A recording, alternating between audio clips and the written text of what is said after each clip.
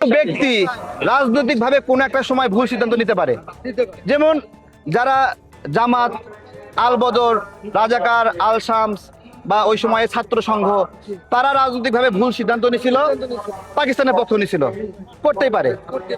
এবং এই ভুল বোঝার পরে তারা যদি কখনো ভুল বোঝে এবং সেই পক্ষ ত্যাগ করে, তখন তাকে তার দায়টা কমে যায়।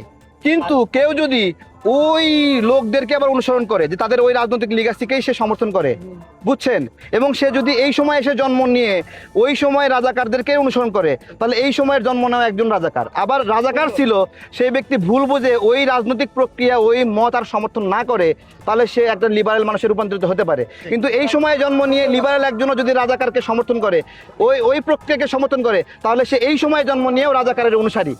বুঝতে পেরেছে? বুঝছেন? আরেকটা প্রশ্ন আছে। আর কি প্রশ্ন? খালেদা জিয়া আমাদের গণতান্ত্রিক মা। হ্যাঁ। যে নিজামী সাহেব, সাইদি সাহেব এবং যাদের 13 জন মারা গেছে, ফাঁসিতে মারা গেছে, সে বলছে দাঁড়ান, এই চুপ, একটু সাইড দেন। সে বলছে তারা কোনো রাজাকার ছিল না, তাদের মৃত্যু অপবাদ দিয়ে শেখ হাসিনা তাদের ফাঁসি দিয়েছে। এই দাঁড়ান, তাহলে এটা কি বলছে? এই শুনেন, ভালো করে বলি। খালেদা জিয়ার আপনি প্রশ্ন করছেন না। এই আমাদের যখন এই যে রাজাকারদেরকে বিচার চলছিল, এই বিচার প্রক্রিয়া নিয়ে প্রশ্ন ছিল কিনা? ছিল। এই প্রশ্নটা আজকে যত জোরে গলায় বলতেছেন, আপনি যত জোরে গলায় বলেননি, এটা আমরা বলছি, বলেন নাই, এত সোজা না। এটা আমরা বলছি, এত সোজা না। থাক, এই না, এই উনি গড়তেন না, উনি সাহসী পুরুষ, সমস্যা নাই। এই দাঁড়ান, এই দাঁড়ান, উনি সাহসী পুরুষ, সমস্যা নাই। কথা বলছো সবসময়, উনি দাঁড়ান, উনি সাহসী মানুষ, উনি আগে বলছে। দেখেন, এই শুনেন, এখনো আছে। দেখেন, যখন যুদ্ধ অপরাধীদের কথা বলতে শুনেন ভাই, কথা বলবেন, তাহলে আপনি এসে বলে আমি বলবো না, আপনি বলবেন নাকি আমাকে বলতে দিবেন? আপনি আমাকে বলতে দিবেন?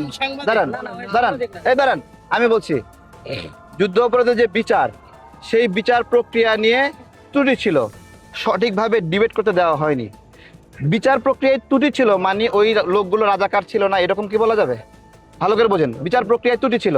ঠিক একইভাবে এইবারে যে এই যে 24-এর গণ অভ্যুত্থানের যে বিচার হচ্ছে, এই বিচার প্রক্রিয়াতেও ত্রুটি আছে। ঠিক আছে, একই ওইখানে ওই সময় যেই স্টাইলে বিচার হচ্ছে, এখনো সেই স্টাইলে বিচার হচ্ছে। তার মানে কি আওয়ামী লীগ নিরপরাধ?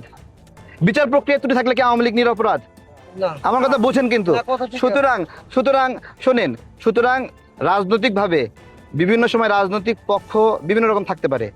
যেই আওয়ামী লীগকে আপনারা এখন অপছন্দ করছেন না, সেই আওয়ামী লীগের সাথে আপনারা জোটবদ্ধ হয়েছিলেন, আবার সামনে আওয়ামী লীগের সাথে জোটবদ্ধ হবেন তারেক রহমানকে ফালাই দিতে। কিন্তু এগুলো হলো রাজনৈতিক মত, পথ, সিচুয়েশনাল বক্তব্য। কিন্তু রাজাকার মানে আজীবন রাজাকার।